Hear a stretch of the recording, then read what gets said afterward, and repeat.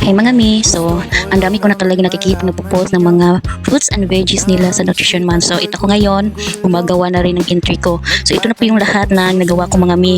Sobrang nagandahan talaga ako, tapos may tigdalawa pa nga akong ginawa dyan kasi nga nakaka-addict din gumawa. So ito yung apple, sliced apple na po yan mga mi.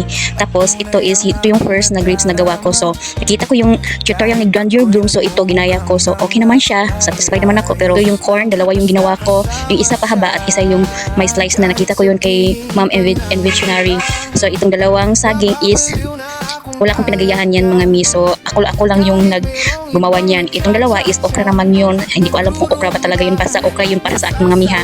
Itong dalawang naman, watermelon is ito yung first yung ginawa ko is yung pahaba, tapos isa naman is pa triangle.